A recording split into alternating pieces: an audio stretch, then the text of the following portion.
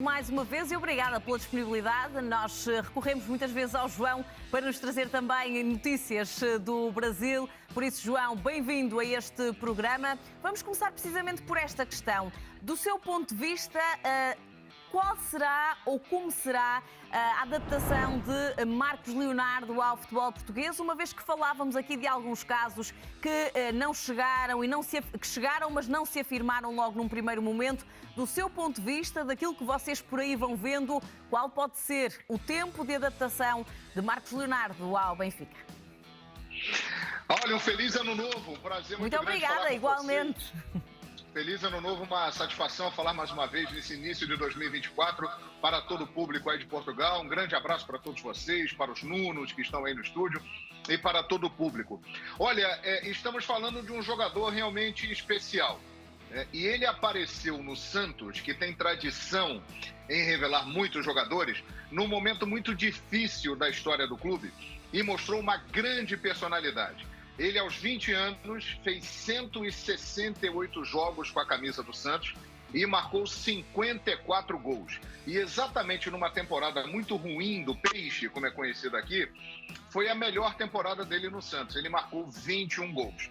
Então, esta questão da personalidade forte, é um jogador que tem muita presença, que não fica abatido com muitas críticas, com crises. Eu tenho a impressão de que pode fazer com que ele chegue no Benfica. Era um desejo dele estar no futebol europeu e o staff enxergou que o Benfica é uma grande oportunidade para iniciar essa trajetória europeia. Ele teve possibilidade de ficar aqui no Brasil, o Palmeiras tinha interesse, mas ele escolheu o Benfica. E eu acho, pelo que vejo do futebol do Marcos Leonardo e a personalidade dele, que tem tudo para se adaptar rápido e dar muito certo.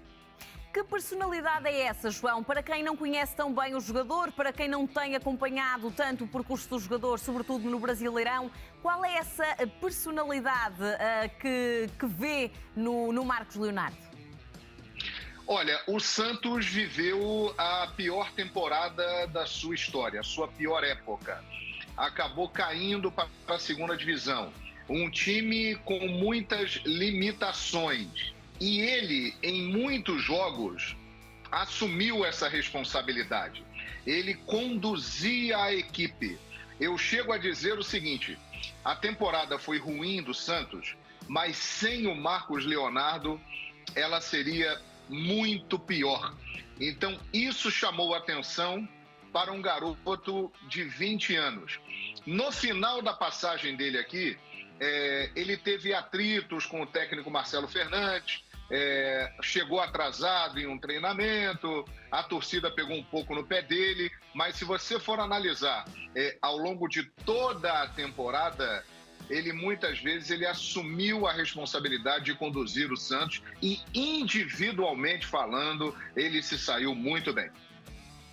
João, vou abrir também aqui a conversa aos Nunos, como eu disse e como o João também frisou e bem no início desta conversa. Vamos saber aqui que curiosidades têm também os Nunos daquilo que se vai passando no Brasil. Nuno Madureira, começo por ti. Perguntas para o João também? Sim, posso ter uma. Olá, João, boa tarde, bom ano.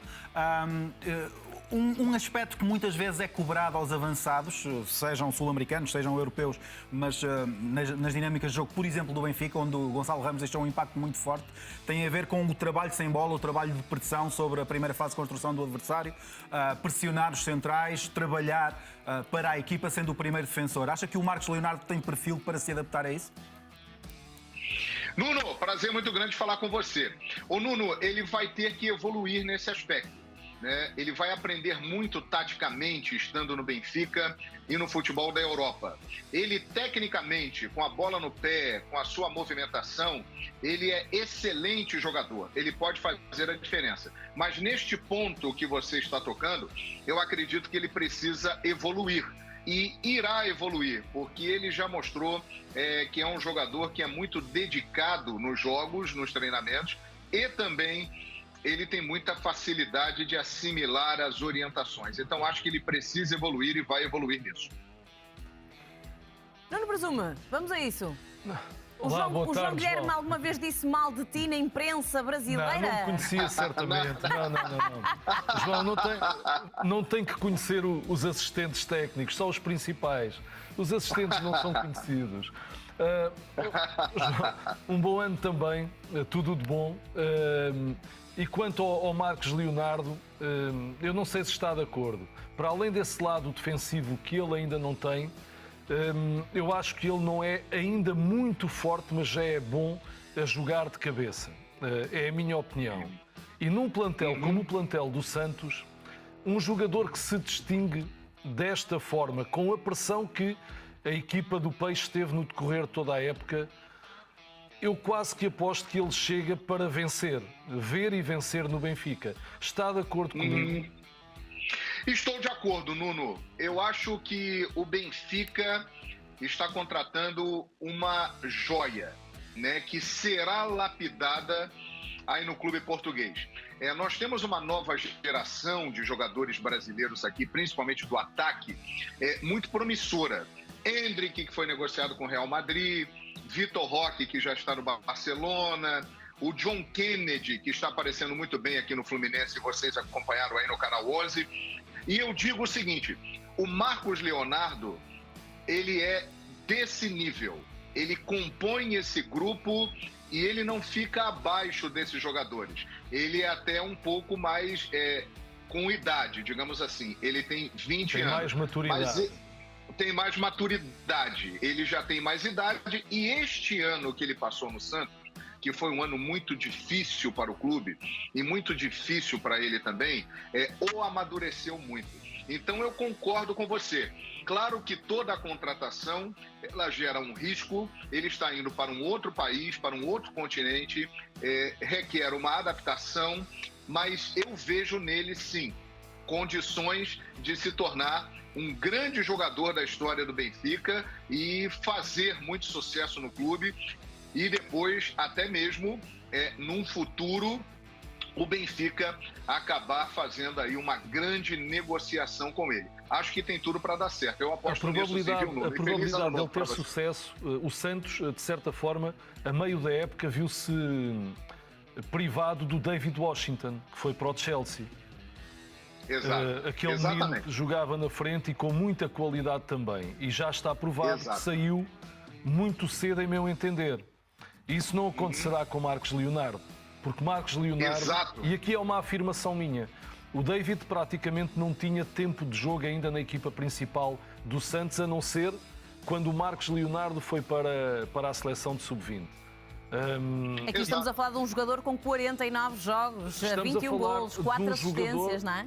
Que pelo Santos fez 13 golos no decorrer desta época no Brasileirão e na temporada anterior também fez 13 golos pelo Santos, também no Brasileirão. Ou seja, é um jogador, a meu entender, capaz de se afirmar no imediato. Eu acho que esse ponto é fundamental, né? E como nós falamos aqui no início da nossa conversa, ele tem 20 anos e ele já tem 168 jogos com a camisa do Santos. Ele marcou 54 no total e 21 na última temporada, dando 4 assistências. Ou seja, ele chega à Europa ainda muito jovem, porém, ele já adquiriu uma rodagem, como se fala aqui no Brasil, uma minutagem, uma experiência no time profissional. Ele enfrentou muitas dificuldades e tudo isso fez com que ele passasse por um grande amadurecimento que vai ser importante para ele nesse início de jornada europeia aí no Benfica. João, tenho duas questões que gostava ainda de lhe colocar. Uma, no caso, ainda sobre os números de Marcos Leonardo e, como sendo, pelo menos pelos valores, e se tudo acontecer pelos valores dos quais se falam, os tais 18 milhões de euros, estaremos a falar da quinta maior venda do Santos. Estamos a falar de nomes muito sonantes, não é? Depois de Neymar, Rodrigo, Gabriel Barbosa, Robinho, portanto, estaremos a falar aqui de nomes muito importantes. Queria perceber qual é a percepção dos adeptos do Santos, do Peixe, sobre esta venda e sobre estes valores. Olha, há um conformismo, podemos dizer assim, da torcida do Santos com essa situação. O Santos, como a maioria dos grandes clubes brasileiros, passa por uma dificuldade financeira muito grande. Acaba de cair para a segunda divisão. Então, esta venda do Marcos Leonardo com esses valores era algo inevitável e que neste momento será muito importante para a instituição, para que ela comece a pagar as suas dívidas e equilibrar as suas finanças. Então, obviamente que a torcida do Santos não gostaria de perder o Marcos Leonardo nesse momento, mas vê o processo como inevitável e acaba se conformando. João, e para terminar, queria aproveitar, já que o temos aqui, para perceber também qual é a percepção que há desse lado do Atlântico, do regresso de Gabriel Veron, ele que não conseguiu impor-se ao serviço do Futebol Clube do Porto, é agora emprestado ao Cruzeiro. Qual é a perspectiva de quem está desse lado também sobre este jogador, sobretudo ele que prometia tanto na chegada aos Dragões? A palavra que pode definir melhor essa situação é decepção. Porque realmente, como o Nuno falou agora há pouco aí, quando ele saiu daqui, se falava dele situações muito parecidas com a do Marcos Leonardo. Porque ele era uma grande promessa da base, ele chegou a ter alguns bons momentos na equipe profissional do Palmeiras, embora o Marcos Leonardo tenha conseguido muito mais no profissional do Santos do que o Gabriel Veron no profissional do Palmeiras. Mas se esperava que ele fosse e desse certo, coisa que não aconteceu ainda. Então essa volta dele para o futebol brasileiro, ainda tão jovem em tão pouco tempo, é realmente uma decepção para nós aqui do Brasil. Acha que ele ainda regressa, João? Eu acho que tem potencial para isso, mas vai depender muito do que ele apresentar aqui no futebol brasileiro e na equipe do Cruzeiro, né? Eu confesso que fico em dúvida, porque quando o jogador vai e ele retorna tão cedo, fica claro que ele teve dificuldades e talvez ele não seja do nível que se imaginava. Mas o tempo vai dizer, e ele vai ter uma temporada inteira de 2024 para mostrar o seu valor e voltar ao futebol do Portugal, se assim o Porto o desejar, né? Terá esse trabalho pela frente de Gabriel Veron. Muito obrigada, João, pela presença neste 11 na Hora, pela opinião e por nos trazer sempre um bocadinho daquilo que se passa desse lado do Atlântico. Um beijinho e um bom 2024. Que nos cruzemos mais vezes por aqui. Obrigada.